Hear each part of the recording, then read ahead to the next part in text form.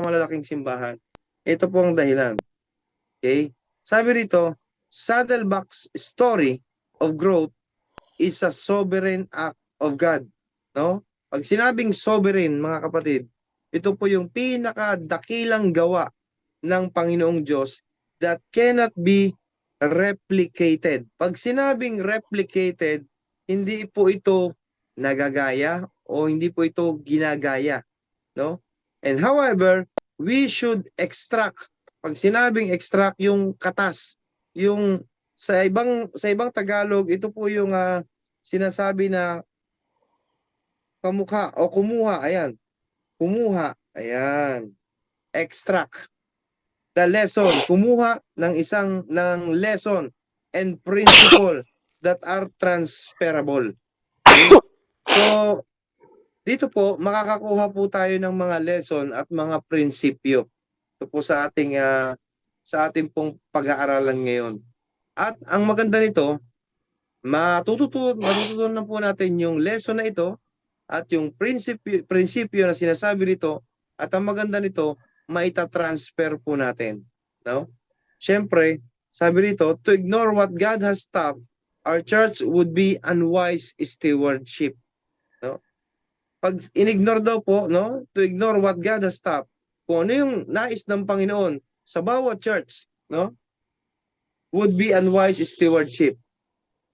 Bakit niya sinabi ito? Sabi po ng Deuteronomy 11:2. Ayan, basahin ko po yung Deuteronomy 11:2 ha. Old Testament, Deuteronomy. Ayan. Sabi rito, remember today what you have learned about the Lord through your experience with Him. Lahat po tayo may experience sa Panginoon. Yung pinatestimony niyo po kanina, yung mga pinasalamatan natin yan, napakararaming sinilang, matitindi na po yung mga experience natin. Now, sabi po sa Deuteronomy 11:2, dili-dilihin ninyo ang kanyang mga tuntunin upang matuto kayo. Sa buhay po natin, napakarami na po nating natutunan sa mga maling desisyon, mga ginawa natin na hindi na ayon sa kalooban ng Diyos, napakarami nating natutunan. Amen? At sa pagpapatuloy, ang sabi dito sa Deuteronomy 11:2, alam ninyo ito pagkat nasaksihan ninyo. Di tulad ng inyong mga anak na walang nalalaman tungkol dito.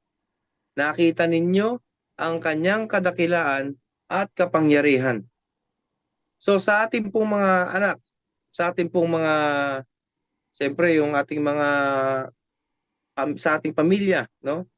Wala pa talaga sila, hindi pa ganoon. Bagamat merong mga kabataan na talagang focus sa paglilingkod sa Panginoon, pero hindi lahat, no? Pero sa atin, no, ng mga nanay, tatay, talagang nandun yung kauhawan natin no? Tingnan mo si Ate Ninya, kagagaling lang, tsaka yung asawa niya doon sa gawain, o yung iba sa inyo. Pero galak na galak pa rin siya sa pagdalo sa online. Why? Because yung kauhawan ng salita ng Panginoon ay talagang gusto niya uling maranasan. No, si Maring Beverly, no? Pagkagising gusto niya gawain agad, no? Purihin ng Panginoon. Maraming nauuhaw sa salita ng Panginoon. Now, every church, sabi rito, have should not have to reinvent the wheel. No? Sino yung church? Di ba tayo? So tayo daw po mga church should not to reinvent. Pag sinabing reinvent the wheel, no?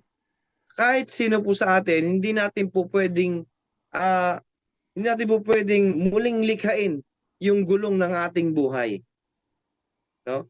Pansinin nyo, simulan tayo nagkaroon ng muwang, nagkaroon ng kaisipan, napakaraming naranasan, iba-iba no? Iba-iba yung sitwasyon, iba-iba yung naranasan natin. Pero ganun pa man, napakaraming itinuturo ng Panginoon sa gulong ng ating buhay. Okay? So, hindi daw natin ito pwedeng i-reinvent yung ating will. No? So, anytime, sabi ni Pastor Rick Warren, anytime I see a program working in another church, no? May programa sa ibang church, I try to extract the principle behind it and apply it in our church. So, si Pastor Rick Warren, pag nakakakita po siya ng mga ibang program na ginagawa ng ibang church, ina-apply niya rin doon sa Saddleback Church. No? Kumukuha siya, no? Extract, kumukuha. So, because of this, sabi ni Pastor Rick Warren, our church has benefited, no? May benepisyo from many other models that we've studied. Both contemporary, pag sinabing contemporary mga kapatid, ito yung kapanahon, no? Kapanahon, and historical. I'm very grateful for the models that have helped me, no? Kasi sa, 'di ba, yung iba sa atin, maraming dinadaluhang mga gawain, iba't ibang platform, no? Iba't iba. So ako po ay galing po ng Saudi Arabia. Siyempre iba yung tema ng programa doon sa una kong pinanggalingan church. Pagdating dito sa sinasambahan namin na Apostolic Church, dito po, no, full gospel din, and same din naman, ay iba rin yung program, no? Iba rin, no? Pero ang bilin sa akin ng aming head pastor na kung saan ka man mapuntang ibang church, wag mong hanapin kung ano yung meron na programa dito sa atin. Basta lagi mo tandaan yung doktrina, dapat full gospel. No? Pag full gospel, okay yan. No? Maganda yan. All the New Testament ang tinuturo. Pero syempre, hindi naman katulad yan nung sa atin eh. Tapos nauwi ka ng Pilipinas, iba na yon. No? May pagkahalin tulad sa iba. Ibang programa pero hindi eksaktong ganun. Okay? So, sabi rito, I'm very grateful for the models that have helped me. I learned a long time ago that I don't have to originate everything. Sabi ni Pastor Rick Warren, for it to work. God, sabi dito, ito maganda eh. God has not called us to be original. Sabi ni Pastor Rick Warren to, no? God has not called us to be original at everything. Ano yung kasunod? He has called us, tinawag niya tayo as to be effective. Ayan. Uy, ito ko, original ako, no? Ako to, no? Mga ganyan. Hindi ako nangungopia ng ibang style ng pagpipreach. Hindi ako nangungopia ng ito. Original ako. Pero hindi pala yun. Hindi pala yun mga kapatid. No? Dahil dito po sa ating pinapag-aralan, tinawag tayo ng Panginoong Diyos para maging epektibong Kristiyano. Yes, may originalization tayo. Iba-iba ng style, iba-iba ng pagtuturo, no? May mahinahon, may sumisigaw, mayroong parang nanunumbat, no? Nanguhusga, may ganyan, no? Sa amin pong sinisimbahan, talagang mapapaluha ka. Sumisigaw si pastor, no? Sa pagpipreach. So iba-iba, no? Pero hindi yun ang tinitingnan ko kasi talagang iba-iba ang style ng mga bawat churches para maabot yung iba-iba ring mga gusto ng tao, ng ibang kaluluwa. So tandaan po natin mga kapatid, hindi tayo tinawag ng Panginoon as to be original at everything. Tinawag niya tayo as to be effective Christian. So to reduce the risk of copying at wrong things, no? Para daw mabawasan, no? Yung pangungopia ng mga maling gawain. However, I want to identify what is transferable from Saddleback Church, no? So ipapaliwanag ito ni Pastor Rick Warren dito sa librong ito. And what isn't. Okay? First, sabi niya, first, you won't be able to transfer our context. Ito yung unang tinuro niya. No? Una daw, hindi mo magagawang ilipat ang aming konteksto. Tandaan po natin mga kapatid, paano ba yun? Anong konteksto yung sinasabi? Ano yung kontekstong sinasabi ni Pastor Rick Warren? Ang ibig sabihin ni Pastor Rick Warren, for example, sa Bible, kapag nagbasa ka lang ng verse at hindi mo binasa yung buong konteksto,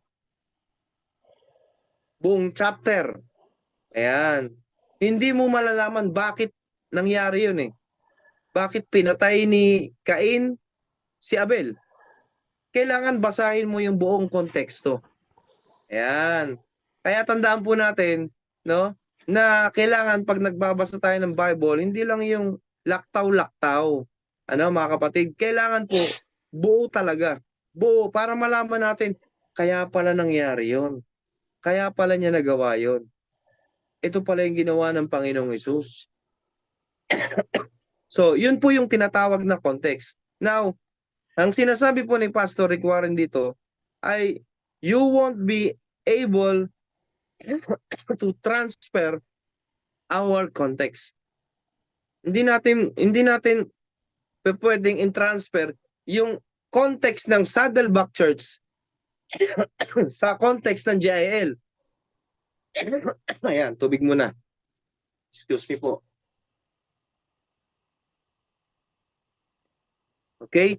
So every churches, sabi niya, every church operates in a unique cultural setting. May mga pagkakaiba-iba, no? Sa amin pong church, walang sumasayaw kapag may nagpe-praise and worship. Sa JIL, meron. Iba-iba. Pero sa Panginoon yon ginagawa. Saddleback is located in the middle of a busy Southern California. So, suburban area filled with well-educated young couples. It isn't Peoria, Illinois, Moleshoe, Texas, or even Los Angeles, California. No? At ang sabi rito niya, every community is unique. Ganon. Ganon ka-amazing, you know? Every community is unique.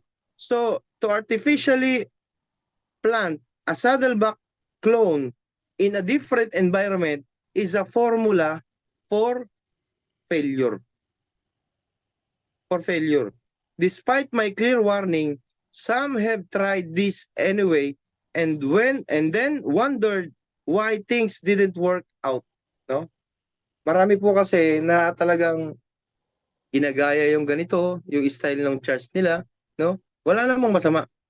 Pero kung hindi talaga yun yung talagang para sa church na yon, huwag ipilit, no?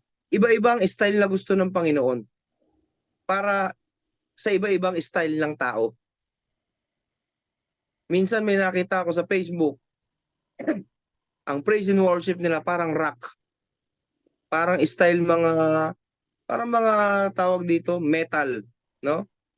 Mga style ng mga, pero ang kanta nila mga kapatid ay talagang pang sa Panginoon. Pang sa Panginoon, no? Meron din naman na talagang may nagra-rap pa, pero ang tema ng rap ng lyrics is para sa kapurihan ng Panginoon. Iba-iba, no? Kaya yun yung sinasabi ni Pastor Rick Warren na may different o unique, no, na mga style ang bawat church. Second, you won't be able to replicate our stuff. Replicate. Hindi mo magagawang gayahin ang aming mga tauhan. Sabi ni Pastor Rick Warren. Okay? Kasi nga iba-iba eh. So, God uses people to do His work. Iba-iba tayo ng talento, iba-iba tayo ng katawagan, ng gift ng Panginoong Diyos. Pero iisa lang yung ating pinapupurihan. At ang ginagawa natin kahit iba-iba man, pero para sa kapurihan ng Panginoon, okay yan. So the leadership of any program is always more crucial than the program itself. So nakakalungkot lang kung minsan mga kapatid, na minsan may mga cell leader, no? Nangyayari yan kasi gusto talaga ni Satan pag-away-awayan, no? Bakit sa kanila yung cell group nila ang dami na? Bakit yung sa amin dadalawa pa lang din? No? May mga ganyan nangyayari yan. So, anong kailangan? Anong kailangan na bakit ganoon lang ang iyong cell member? So, kailangan ay talagang kumilos at mag-share ng salvation, no? So, I've spent 15 years building a staff team, sabi ni Pastor Rick Warren, that together is more effective than any one of us would be on our own. Individually, we're all pretty ordinary folk, no? But when you put us together, somehow, our mixture of gifts, personalities, and backgrounds creates a powerful synergy that baffles management expert has allowed us to accomplish some amazing tasks. Ayan. So may mga tasks sila mga kapatid. Kahit iba-iba yung kanilang mga personalidad, pero nagkakatulungan sila, no? Itong kanilang church para sa kapurihan ng Panginoon at wala silang mga inggitan. Nangyayari po kasi mga kapatid sa isang church, nagkakaroon ng andun pa rin yung inggitan, no? Hindi maganda. Nandun pa rin yung sapawan, no? Bakit siya ang galing magturo? Bakit si ito hindi maayos magturo? Pag ito nag-preach, hindi ko pakikinggan. Pag iyan si ano nag-preach, pakikinggan ko 'yan, no? So, hindi po mainam 'yon, no? Kahit sino pong tumayo itinalaga ng Panginoon 'yan, pakinggan po natin. Amen. Now, third, you can't be me. Sabi ni Pastor Rick Warren. You can't be me. Hindi ka pwedeng maging akin. Yan. No one in his right mind would want my weaknesses. Only I can be me and only you can be you. Sabi ni Pastor Rick Warren, no? Matindi ito. Tama naman. So that's the way God intended it. When you get to heaven, pag napunta daw tayo, namatay tayo, no? When you get to heaven, God is not going to say, why weren't you more like Rick Warren? Bakit hindi ka mas naging angat ka kay Rick Warren, no?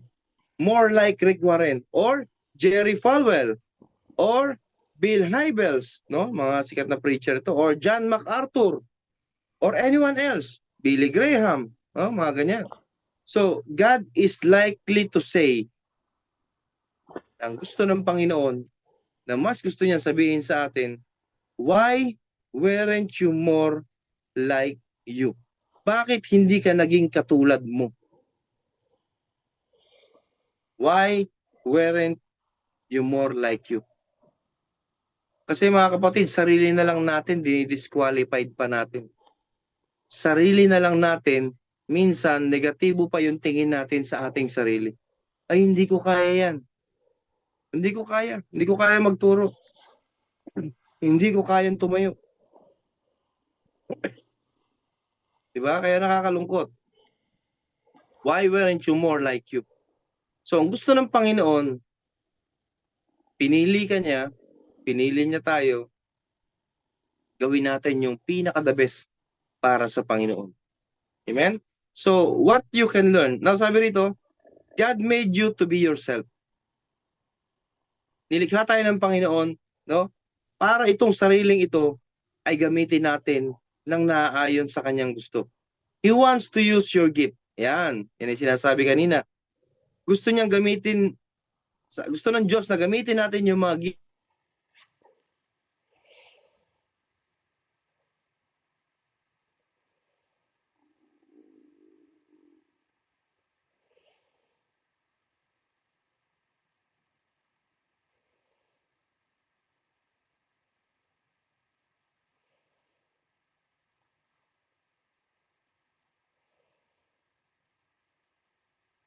tayo. Baka hindi ako pakinggan ni ganito. Baka kapatid, i-share mo yung experience mo na naranasan mo sa Panginoong Diyos. Yung naranasan natin, no? Nakalakasan na ibinigay sa atin ng nung tayo ay lugmok na lugmok hanggang ngayon, buhay pa tayo. Hindi tayo pinababayaan ng Panginoon. Yun ang i-share mo, napakalaking impact nun sa makikinig. And all of us start out as the originals. No? At syempre, sabi kanina, ang gusto ng Panginoong Diyos ay maging effective tayo sa iba. So unfortunately, many end up as a carbon copies of someone else. Huwag natin gagawin yun. no? Karamihan daw nagtatapos, no, sa pangungopia. Sa pag ay katulad ako nito, ganda, ito gagayahin ko, no? Ganyan. So nangyari, carbon copies of someone else. Yung ibang tao ang ating tinutularan. Dapat ang tularan natin ang Panginoong Hesukristo lamang na nagtiyaga, nagpakasakit, nahirapan, pero muling nabuhay. Amen? Tandaan po natin, kahit na nahihirapan tayo sa paglilingkod, ang kapalit naman ito ay muling pagkabuhay kahit namatay na tayo sa katawang ito, sa lamang ito. May gantimpala. Bakit pa tayo hindi kinukuha? Meron pa tayong trabaho dito. Meron pa tayong kailangang gawin para sa Panginoong Diyos. Amen? So, all of us start as originals, no? So, you cannot grow a church trying to be someone else. You cannot grow a church trying to be someone else. No? Yung naging trying hard tayo para gayahin yung ibang kapwa mo Kristiyano, wag, no? Maging ano ka, maging effective Christian, no? So, what you can learn? Anong maaari kang matuto ng mga prinsipyo, no? Sabi dito, first, you can learn principle. Maaari kang matuto ng mga prinsipyo. So, as the old Klitsch says, methods o yung pag sinabing methods, mga kapatid, ito yung mga kaparaanan o yung paraan, no? Methods are many. Maraming kaparaanan talaga sa paglilingkod sa Panginoon. Minsan, makaka-encounter ka ng parang ang hirap-hirap niyang pasukan. Parang ang hirap niyang pasukan ng salvation. Minsan naman, nagsishare ka na, sasapawan ka pang magsalita. Lalo sa mga, syempre sa mga cell group, nandiyan yung talagang marami sila, punong-puno sila ng pwedeng ikwento eh. No? So, sabi rito, principles are few, method change often, principles never do. So, if a principle is biblical, kung ang prinsipyo daw po ay biblical, I believe it is transcultural. So, it will work anywhere. Kahit saan tayo mapunta, mag-work yan. Kapag yung prinsipyo natin, mga kapatid, ay talagang sa Biblia. Biblical. Okay? So, it's wise to learn and apply, no? Matalino daw, oh? Yung mga, it is wise to learn and apply principles from watching how God is working around the world. Yun ang maganda, no? Mas meron tayong matututunan at mas may a-apply natin yung prinsipyo ng Panginoong Diyos na kumikilos sa ating buhay. While you cannot grow a church trying to be someone else, kaya pala maraming hindi lumalago. Tapos, yung ginagaya mo o yung ginagaya natin halimbawa ay hindi na nagpatuloy, nag-backslide na, backslide ka na rin. Hindi po yun. Kaya napakaganda na ilagay natin sa ating puso't isipan na ang ating gagayahin ay ang Panginoong Hesus. Wala nang iba. So you can grow a church by using principles someone else discovered and then through your personality and context. So, mga kapatid, mayroon po yung mga filter na yan. Mayroon po yan.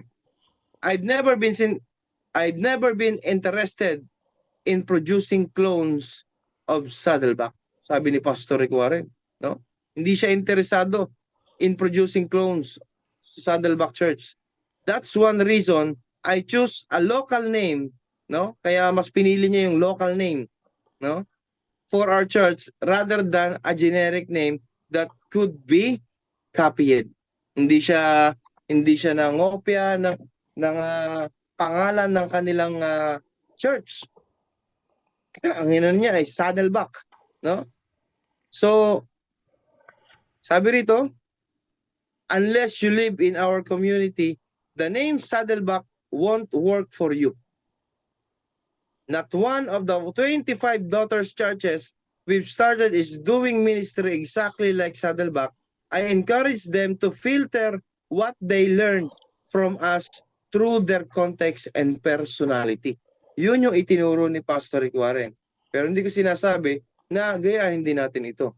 Pero yun yung kanyang isineshare sa atin na yung mga kanyang mga leader, yung kanyang mga nasasakupan, no, tinuruan niya through the context and personality kung meron silang cell group na itatayo na nabubuin, no, sa biyaya ng Panginoon. So, original yung gusto ng Panginoon. At effective tayo. So, God has a custom ministry for every church. Your church has a unique thumbprint, no, that God has given it. Magkakaiba po yung ating thumbprint, mga kapatid. Magkakaiba. Kaya ang nais ng Panginoon, kahit magkakaiba yung name ng mga church, pero number one na sentro nito ay ang Panginoong Diyos. Okay yan. Ang itinataas ay ang Panginoong Hesus. Okay yan. But you can learn from models without becoming a clone. We learn fastest by observing models. Pwede tayong mag-observe sa mga preachers, sa mga napapanood natin, walang problema yon, no? Kung marami kayong dinadaluhan, walang problema yon. Mag-observe kayo, may matututunan tayo. Pero laging ang paalala, itapon nyo kung ano yung hindi maganda, no? Huwag niyo papasukin, huwag niyo patambayin sa inyong puso, yung pangit, no? Pangit na nga yung attitude na gusto, yung pa yung gagayahin natin, ay hindi sa Panginoon yun, no? Laging salaan na yung Panginoon. So, after all, most of what we learn in life is learned by watching someone model it. Ako rin po nanonood ako kay Pastor Ed Lapis, Pastor Bong Saking, Pastor Stephen Prado, sino po ba yung international na pinapanood ko? May pinapanood po ako eh. At sabi dito, never be embarrassed to use a model. Ayan. It is a sign of intelligence. Ano po ang sabi ng Proverbs? No? Sinasabi ni Haring Solomon sa Proverbs chapter 18 verse 15. Okay? Sabi rito, ang matalino at nagdaragdag ng kaalaman, kaya mahirap din to eh. Ang may unawa at namumulot pa ng karunungan. Ayan. Ang matalino ay nagdaragdag ng kaalaman, ang may unaway namumulot pa ng karunungan. Matalino at may unawa. Kaya napakahalaga ng mga kapatid. So the intelligence man is always open to new ideas. In fact, he looks for them. Marami ang humahanap sa kanila. No? Tulad ni Haring Solomon. No? So Paul was certainly not afraid to using models for the churches he started. He told the church of the Thessalonica, you became imitators of us and of the Lord. And so you became a model to all the believers in Macedonia and Achaia. 1 Thessalonians chapter 1 verse 6 to 7 po yan. So this is my prayer for your church, sabi ni Pastor Rick Warren. I hope you'll be able to learn from Saddleback's model and that you will in turn become a model for other churches. Kahit saan ka mapuntang church, kapatid, pag-uwi mo sa Pilipinas, makikita kanila na para bagang apakalalim mo na sa salita ng Diyos. Parang kung manalangin ka ay parang ang tagal mo ng mananampalataya. Yan. So, i-introduce mo ngayon ang Panginoong Hesukristo. Dahil po sa Panginoong Hesus, natuto po ako sa pagdalo sa mga gawain, kahit online, kahit OFW ako. To God be the glory, may mga ginamit siya. Pero syempre, no, ang pattern natin, walang iba kundi ang Panginoong Diyos. So, magugulat sila. At ang mangyayari niyan, ay yun na yung start ng pag-ministry mo sa Panginoon pag uwi mo rito sa bansang Pilipinas. Amen? So, tandaan natin na talagang maraming struggle lalo dito, pero huwag tayong papatinag. Tuloy lang, no? Tuloy lang. So Saddleback is by no means a perfect church. Wala namang perfect church talaga eh. No, kahit sabi ni Pastor Rick Warren. But it is healthy church.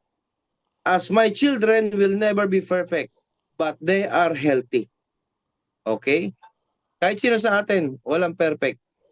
Pero healthy tayo, spirit. Healthy tayo spiritually. Ano ba ibig sabihin ng healthy spiritually? Nandun yung love, nandun yung joy. Hindi nagmamataas kahit maraming alam na sa salita ng Panginoon. Yan ang mga healthy, no? Hindi nandiya-judge ng kapwa. Yan yung healthy, no? Yan yung po yung tinatawag na healthy ni Pastor Rick Warren. A church doesn't have to be perfect to be a model. Kahit saan church, wala talaga. So if perfection were requirement for being a model, you can forget trying to learn anything from any church. There are no perfect churches, mga kapatid. Wala tayong mapupuntahan. No? Wala tayo puro pantay-pantay, nagkakamali, nagkakasala. Wala nga matuwid, wala kahit isa. Pero sa tulong ng Panginoon, sa pag-aaral, sa pagbabasa, sa pananalangin, we are all healthy. No? Yung ating souls. So, sabi ni Pastor Rick Warren dito, let me warn you. No? Winawarningan ko kayo. Tayo. If you implement the strategy and ideas in this book and your church, in your church, someone is bound to say, no, may magsasabi, kapag ito raw yung ating ginawang pattern, no, itong book na ito, kasi talagang inaano lang sa atin ito ni Pastor Rick Warren, na binabahagi sa atin, no, kaya nga purpose-driven church. You got that from Saddleback, no? Nakuha mo yan sa Saddleback Church ni Pastor Rick Warren, no? So, so what? No, parang tapang eh, no? So what? They got what they know from hundreds of other churches. Remember, we're all on the same team. Okay lang, no? As long as marami tayong napupulot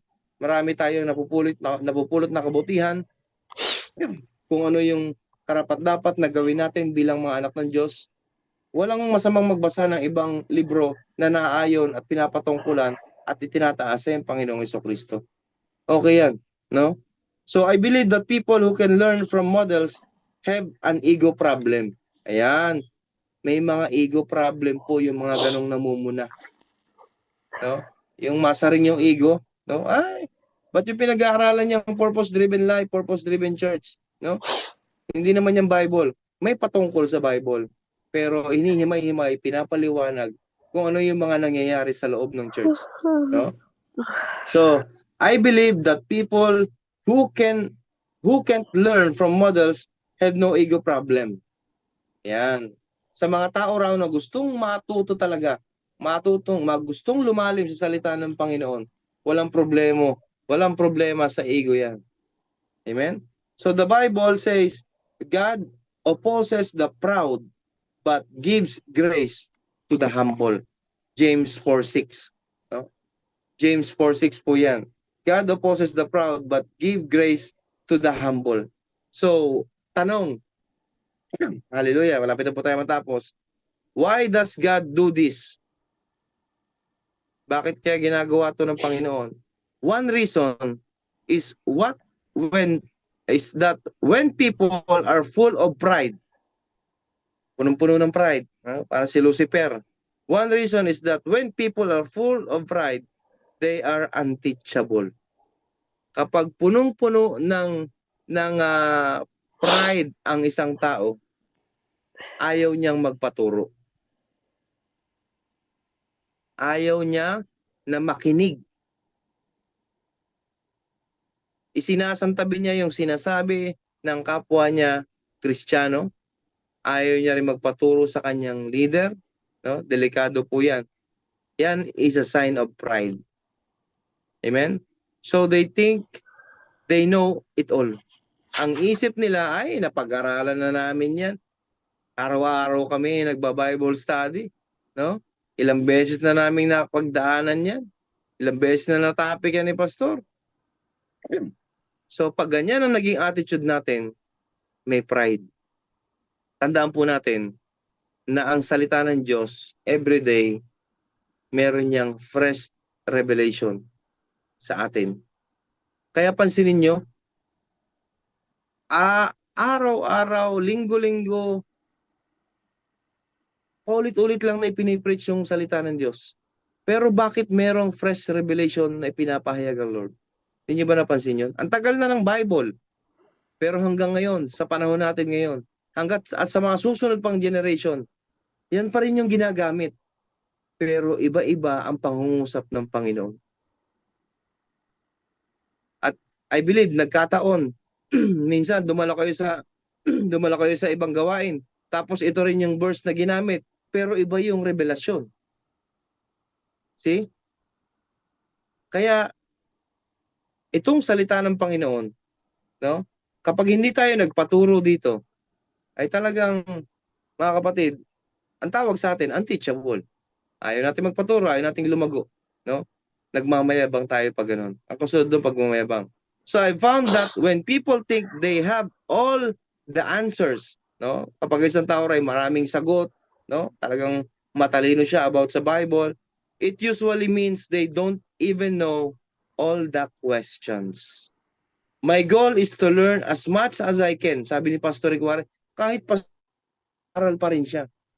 No? Hindi siya dumidepende na, pastor na ako, ganito, ganyan. Alam ko na yan, nag-aaral na kami. Hindi. Kahit sino po sa atin, nagpapatuloy pa rin sa pag-aaral. No? Huwag nating sabihin na matatag na tayo. Baka dyan tayo bumagsak. So my goal is to learn as much as I can from as many people as I can. Ayun. So, as often as I can, I try to learn from critics. Sabi ni Pastor Ricuan, natututo siya sa mga kritiko. From people I disagree with, dun sa mga nagdi-disagree din sa kanya, and even from enemies. Pati sa mga nagiging kaaway niya, sumasalungat sa kanya. Especially sa salita ng Panginoon. Natututo. Kahit ako, sa mga sumasalungat kapag tinatama. Amen? So second, you can learn a process. You can learn a process. No? Matututo po tayo sa mga proseso ng salita ng Diyos. So this book is about a process, not program. No? Pinoproseso po tayo. Karagdagan na lang po ito kasi purpose-driven church eh. So it offers a system for developing the people in your church and balancing the purposes of your church. Kaya kanina nag-uusap po nang wala pa kayo, no? Kami ni Ate Shirley Kasupanan, no? Natutuwa po ako kasi dito sa online, purihin ng Diyos at sa face-to-face, may natututunan tayo eh. Malaki. Malaki ang natututunan natin, no? At dito lumalawak yung ating pangunawa, tinuturuan tayo ng Panginoong Diyos na kapag na-encounter na natin face-to-face sa inyong mga church, ang isang tao o isang kaluluwa na iba ang espiritu, dito natin mai-apply yung ating mga napag-aaralan. Kung paano, how to handle that spirit na meron sa taong yun. Ayan. Kaya having watched Saddleback's strategy is assimilating people who work under the heavy demands of rapidly growing church, no? Matindi, rapidly, no, growing church. I'm confident the purpose-driven process can work in other churches where the pace of growth is more reasonable. We've now seen it produce strong, fruitful believers in thousands of small and medium-sized churches. It is not a strategy from just the mega church. No? Strategy po yun sa small church. And to God be the glory, sa tulong po yun ng banal na espiritu. Hindi inaangkin ni Pastor Ricuare yun. Hindi rin natin pwedeng angkinin yan. Ako nagpalago dyan, ako nagturo dyan. No? Tandaan po natin, ginagamit lang tayo ng Panginoon. Ang Diyos ang nagpapalago at nagpapatubo niya. Ang nagpapabago dyan, hindi tayo. Kahit sino, hindi natin kayang baguhin. Kahit nga kamag-anak natin, mahal natin sa buhay, hindi natin mababago. Tanging ang Panginoong Jesucristo lang ang makapagbabago. Ang salita ng Diyos ang makapagbabago sa bawat isa. Kahit asawa mo napasaway, hindi tayo makakapagbago dyan. Tanging ang pananalangin at makita sa atin na merong nabago sa ating buhay. Simula nung tayo po ay nakakilala sa Panginoon at nakinig at nag-aral, nagbasa, nanalangin ng salita ng Panginoon. Doon nila makikita na meron talagang Diyos. Kasi nabago yung bibig. Dati, dakdakera. Dati, walang pakundangan kung makapagsalita ng hindi maganda, makapanglait ng kapwa, makapagsira ng kapwa, no? Pero nung makita ng iyong husband or wife na, aba, kakaiba na to, no? Siguro sa pagdalo niya ito sa gawain through online. Kasi hindi naman ito nag-church eh. Puro na lang ito sa online, no? Praise God. So, doon may makikita ang pagbabago. Tsaka susunod, hindi niya alam, pinagpe-pray mo pala yung husband or yung anak mo. Ganun po mga kapatid. So finally, you can learn some methods. Marami tayong matutunang kaparaanan, no, sa pagdalo sa mga gawain. So no method is meant to last forever or work everywhere. But that doesn't make it worthless. Recently, church growth methods have gotten a bad reputation. No? Ulitin ko po. Recently, church growth methods have gotten a bad reputation. In some circles, they are considered unspiritual. Kaya kung mapapansin niyo, even carnal. Pansinin niyo may mga pastor na ngayon na akusahan, nakakalungkot ano? Si Kibuloy, no? Sino ang unang nasisira diyan? Siyempre, ang pangalan ng Panginoong Jesucristo. Kaya marami na kapag magbabasa tayo ng comment sa Facebook, no, ay talagang yung mga pastor na yan, ganito ganyan.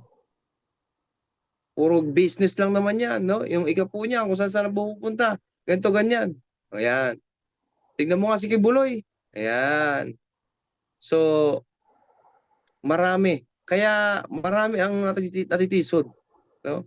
Kaya ang tingin ng lalo siyempre ng mga unbeliever, pare-parehas lang yan. Pare-parehas lang yung mga yan, no? Pero ang pinaka main evidence ng bawat sumusunod sa Panginoong Diyos, sa salita ng Panginoong Diyos, yung makitang transformation sa buhay ng bawat isa sa atin.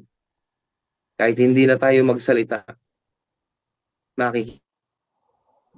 So, because some church growth enthusiasts, no, yung talagang masigasig, have overemphasized methods to the neglect of sound doctrine and supernatural work of the Holy Spirit. Others have gone just afar to the other extreme and are ready to throw out all talk of methods. Kaya pansinin po natin, napakaraming mga churches din na talagang grabe ang anointing, grabe ang paglago, no? Why? Kasi sobrang masigasig sila.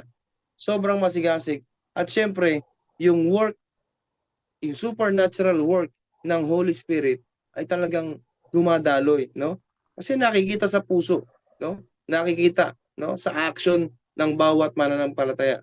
So every church uses some type of methodology, no?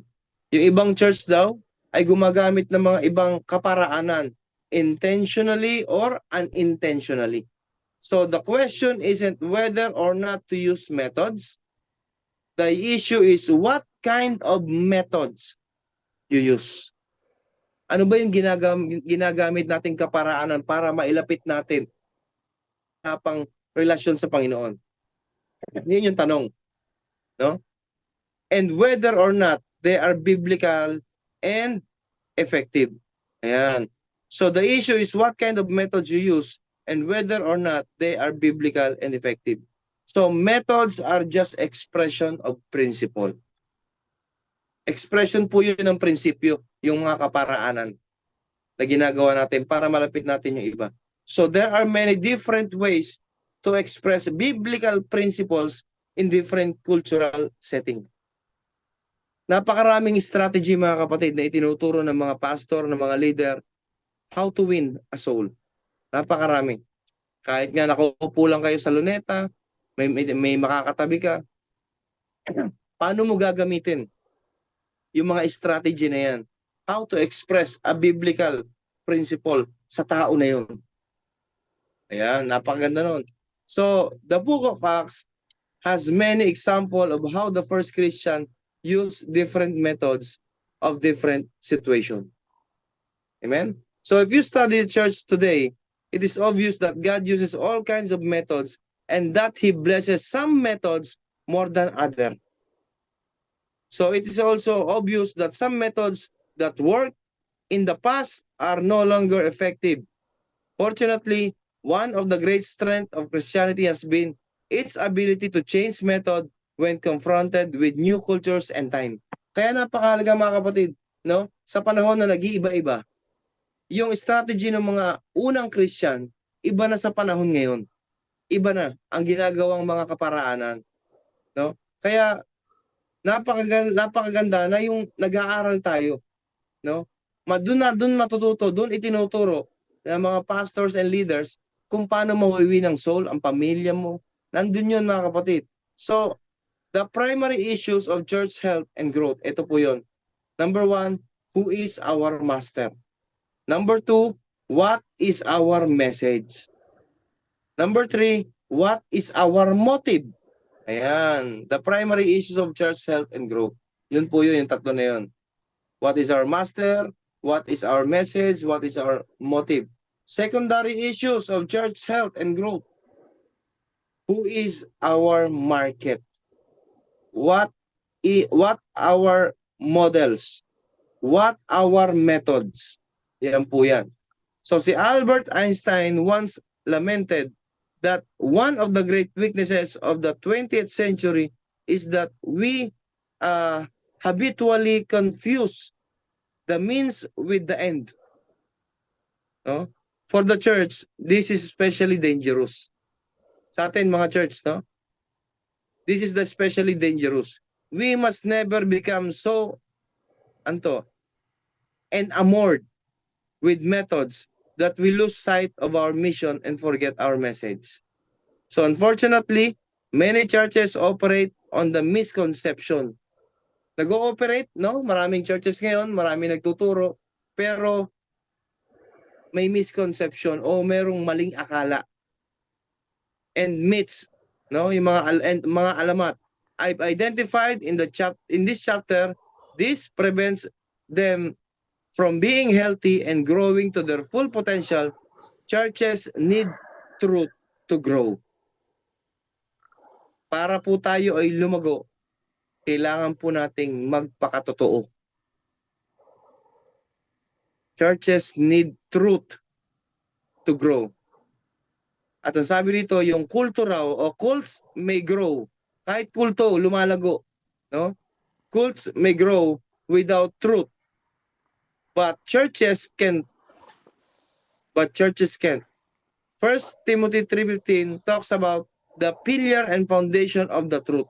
Kaya napakahalaga mga kapatid, na kung gusto mo talaga na maging effective Christian, no? Magpakatotoo tayo. Maging totoo tayo sa harapan ng Panginoon. So in the next section of this book, we'll look at how to lay a foundation of truth on which God can build His church. Kaya susunod na pag-aaral, ito po yung pangatlo, day 3, what drives your church? Amen? So purihin ng Panginoon at tayo po yung magpasalamat. Hallelujah. Bagamat mahaba, pero tinapos ko lang po para po sa next Friday, maumpisa na po natin itong pangatlong chapter, no? O yung part 2, becoming a purpose-driven church. Hallelujah. Let us pray. Hallelujah. Heavenly Father, we thank you, Panginoon, sa amin pong patuloy na pag-aaral na napakarami po naming natutunan. Salamat po, Diyos, sa pagkakataong ito na muli mong ipinaalala na para kami ay talagang mag-grow, maging totoo kaming Kristiyano. Maging totoo kami sa ginagawa namin, maging tunay ang aming pagmamahal sa iyo at hindi pakitang tao. And we pray, Lord, na kami pong lahat, Panginoon, ay patuloy mong tulungan, turuan, palaguin, at pag-ibayuhin, Panginoon, yung pag-ibig namin sa kapwa. para po maging effective kami. Hindi po sa pagiging original, kundi pagiging epektibong Kristiyano ng bawat isa. Salamat po ng maraming marami sa buhay ng mga kapatid naming nakapakinig at sa mga kapatid naming wala dito. We pray, Lord, na lagi mo pong hipuin ang kanilang mga puso na bumalik at hindi na muling madaya ng mundong ito na naghahasik ng hindi maganda sa bawat isa. Salamat po ng maraming marami. To you all the glory and honor. In Jesus' name we pray. Amen and amen and amen. To God be the glory. Back to you, Presider. Amen. Praise God po sa buhay mo po, Pastor Randy. Napakaganda na.